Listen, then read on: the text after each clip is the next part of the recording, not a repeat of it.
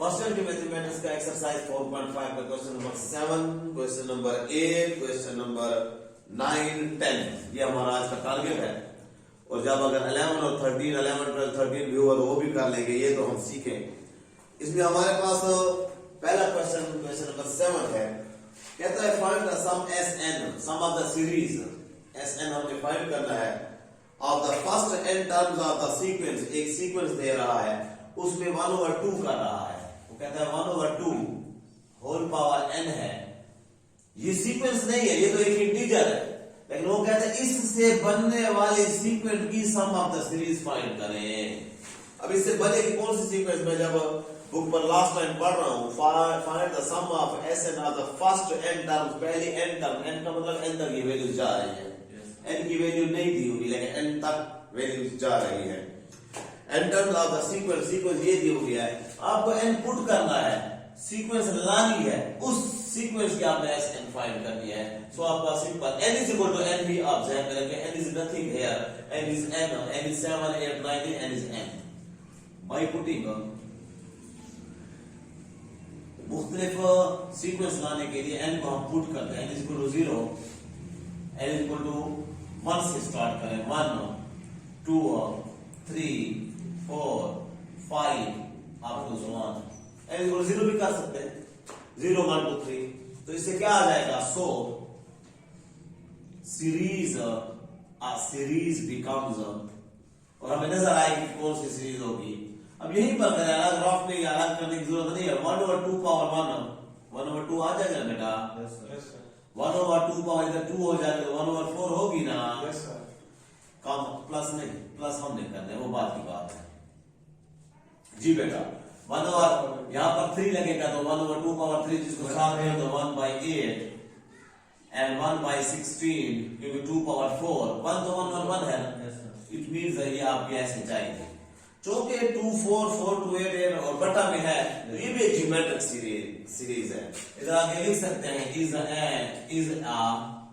Geometric series या geometric progression.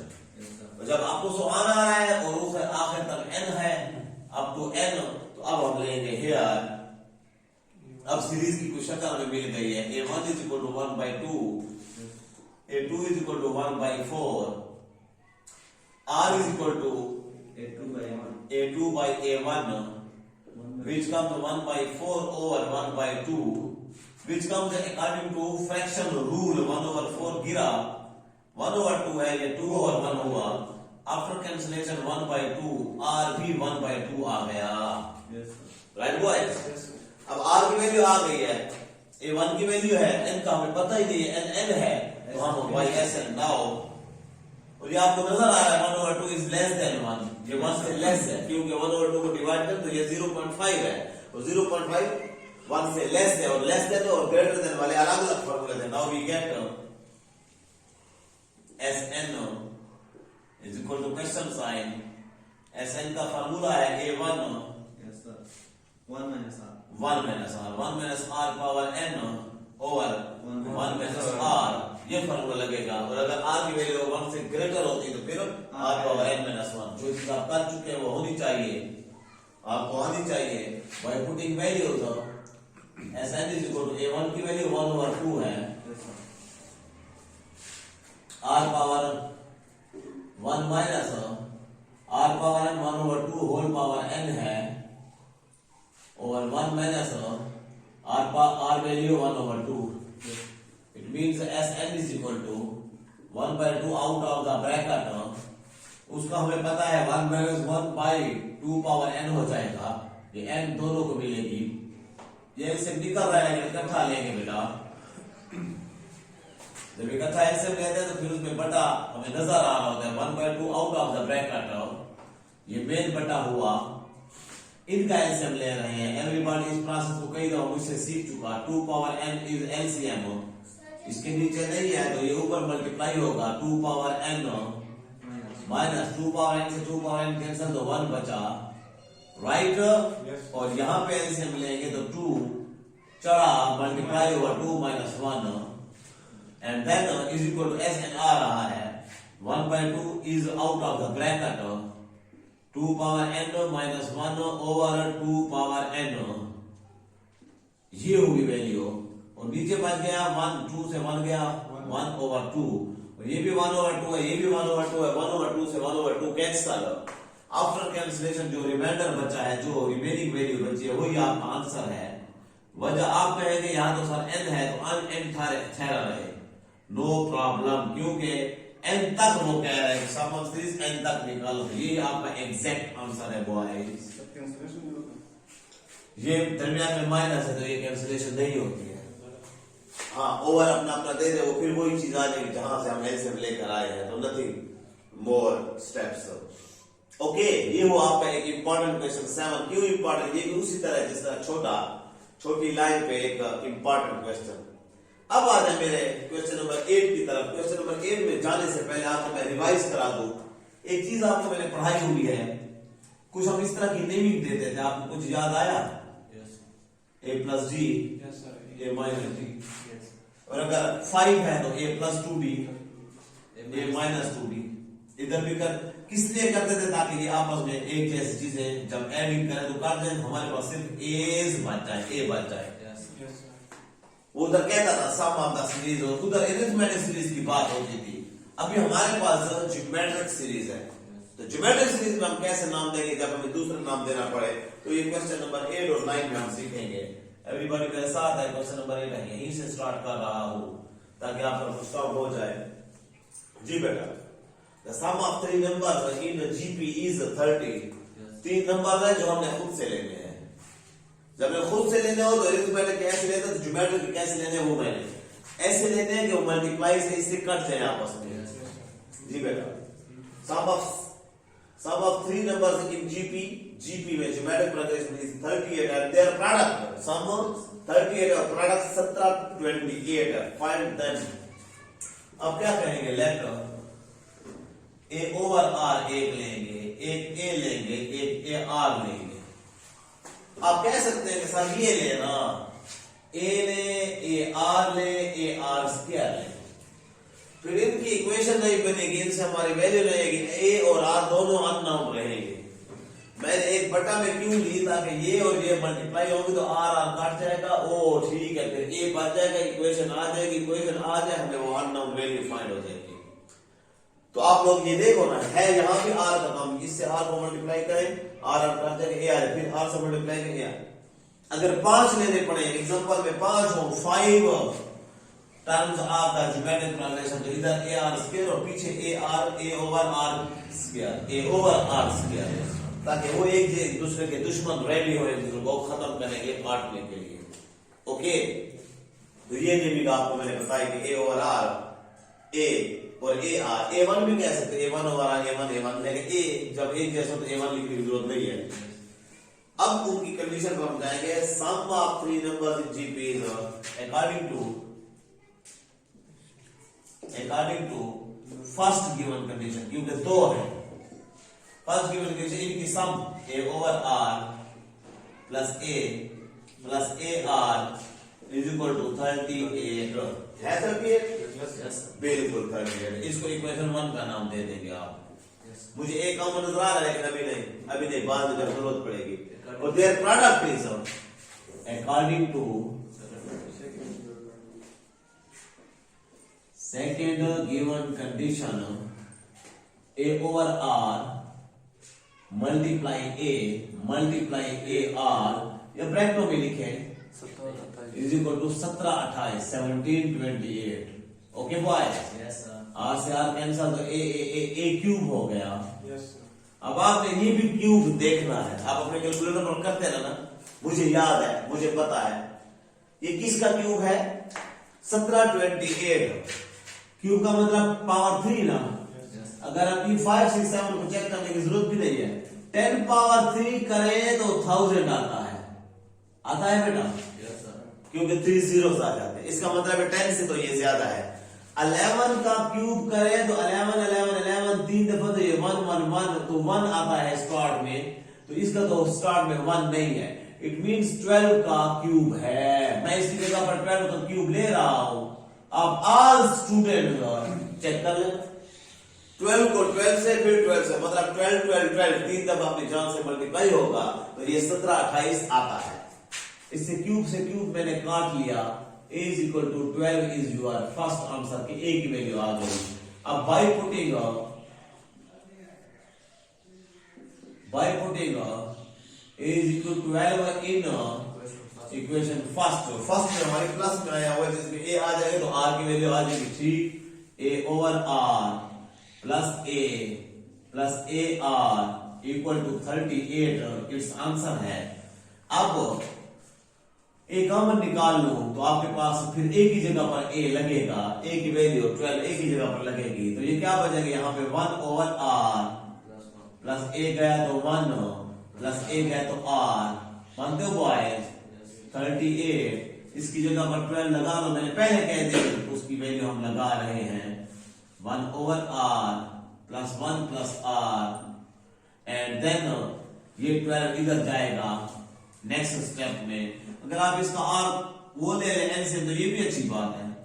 r LCM ले लें इन दोनों के नीचे 1 है तो ये r चढ़ेगा, इधर r कटा 1 बचा प्लस इधर 1 है तो r 1 सा r plus r square equal to ये 38 है ओवर 12।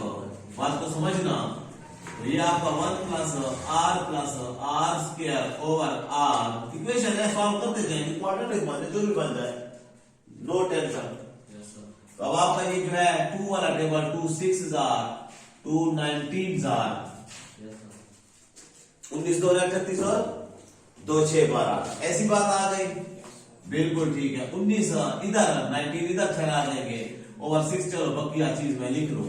अब क्रॉस मल्टीप्लाई ये 6 इधर आएगा ये r उधर जाएगा 6 into 1 plus r square is equal to r उधर 19 मल्टीप्लाई r जो 19 r ही हो जाएगा।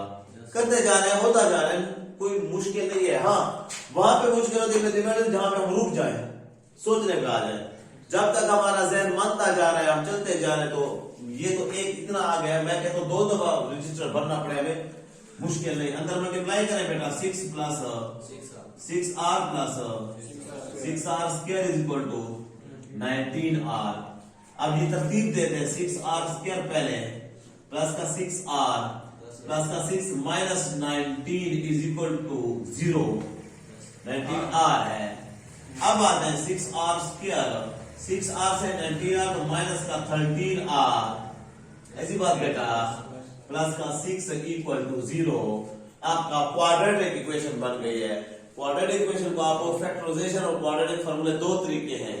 पहला फैक्टराइजेशन का ट्राई मारते हैं। हाँ 6 6 36r स्क्वायर तो 36 के ऐसे फैक्टर के 13 आ जाए 9 4 36 और 9 और 4 मिलकर बिल्कुल 13 आता है।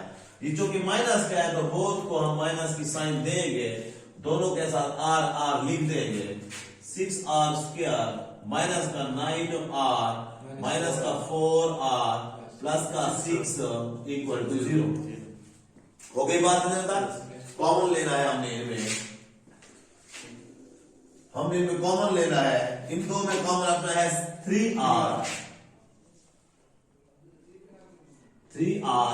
और 3r कॉमन तो 326 माइनस 326r माइनस 3 3 9 और इन दोनों में कॉमन माइनस का 2 कॉमन 224 और r माइनस 2 3 बराबर आता है ब्रैकेट्स में।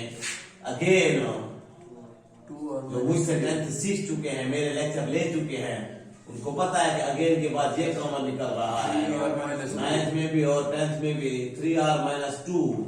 नाउ अब इनको अलग अलग 0 के बराबर 2r minus 3 equal to 0 3r minus 2 equal to 0 direct लिखो बेटा माइनस 3 उधर 2 3 ओवर 2 एग्जैक्टली आना चाहिए गुड बॉयज और r equal to 2 over 3।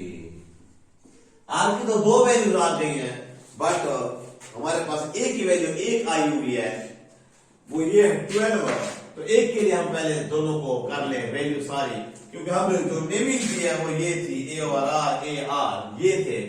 Hence here a की वैल्यू 12 निकली हुई है r की वैल्यू 3 ओवर 2 है, पहली वैल्यू यूज कर रहे हैं। सो पहले कोई लिखो यार, कोई 1 2 3 फर्स्ट सेकंड ना लिखो, जिस तरह नेमिंग आप देते हैं। सो ए ओवर आर, ए और ए आर, अजीजुल्लाह ए की वैल्यू 12 है और आर की वैल्यू 3/2, कामा 12 मल्टीप्लाई 3/2। ओके, याद रखने के बाद ये आपको पता है कि बटा के मैथमेटिक्स की जो रूल है उसके मुताबिक ये उलट जाएगा, ये 2/3 हो जाएगा, मल्टीप्लाई 12 सीधा।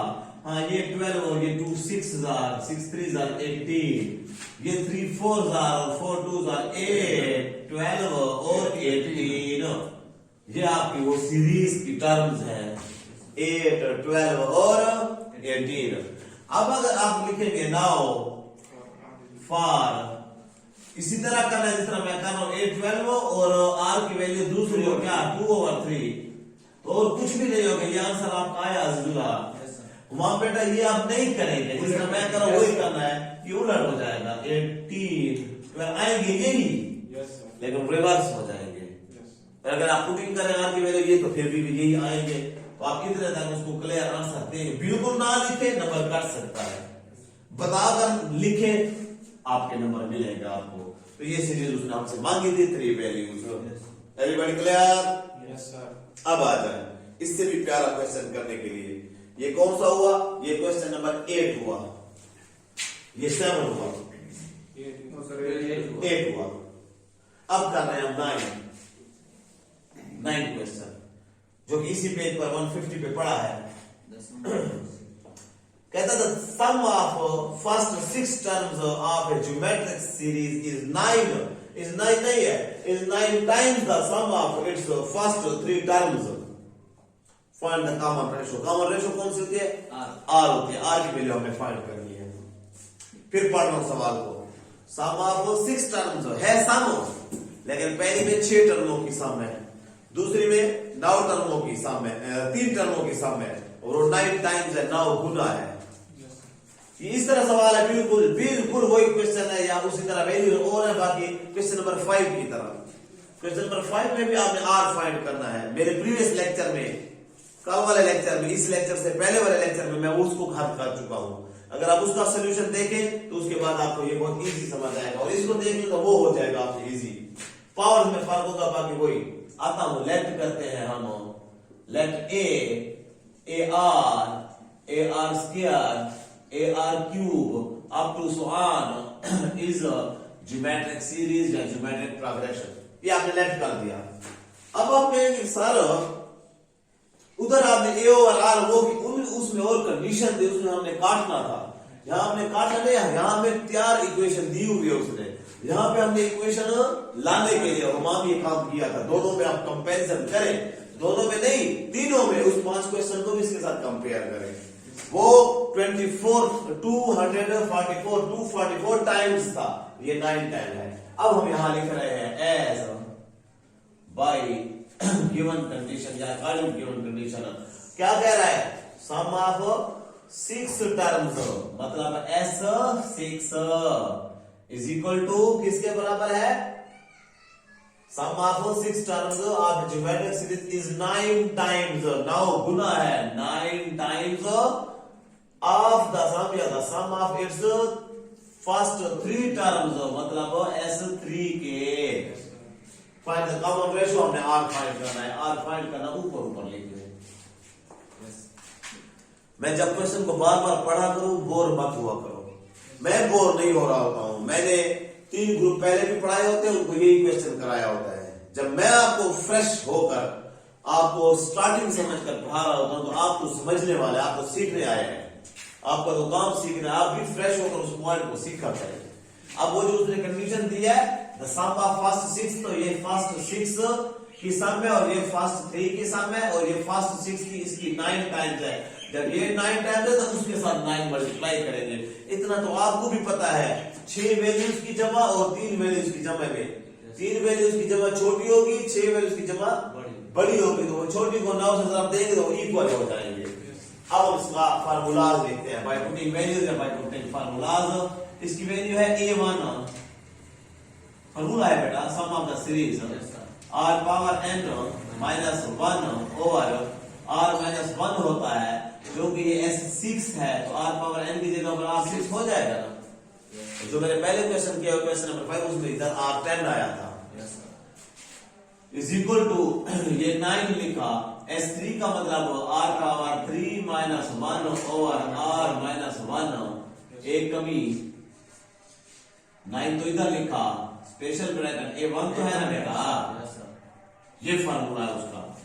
एंड नाउ जब ये हमने कर लिया, इसके बाद आपको ये a1 लिखा, r power 6 minus 1 over r minus 1, इस स्टेप में मैं सिर्फ और सिर्फ 9a1 अंदर मल्टीप्लाई कर रहा हूं, r cube minus 1 over r minus 1, according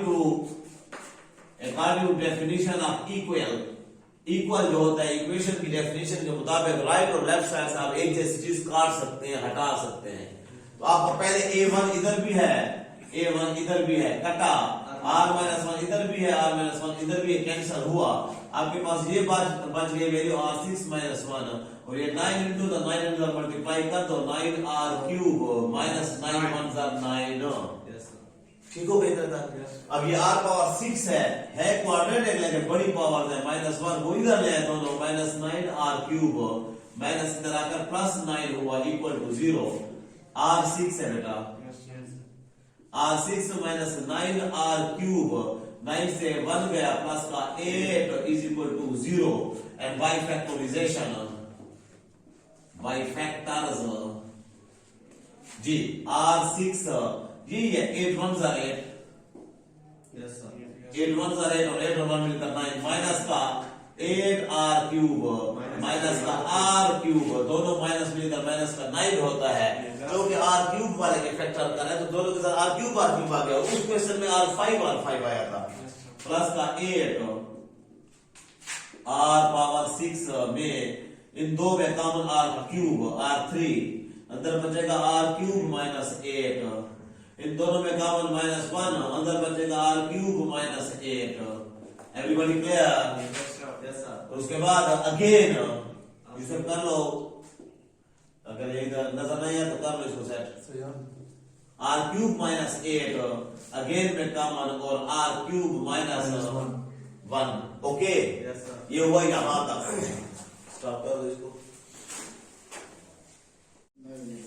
तो जिस तरह आप लोगों ने देखा कि यहाँ पर r क्यूब माइनस 8 और r क्यूब माइनस 1 बच चुका है, राइट साइड पे इक्वल टू 0 है, इसी को हम सॉल्व करेंगे। नाउ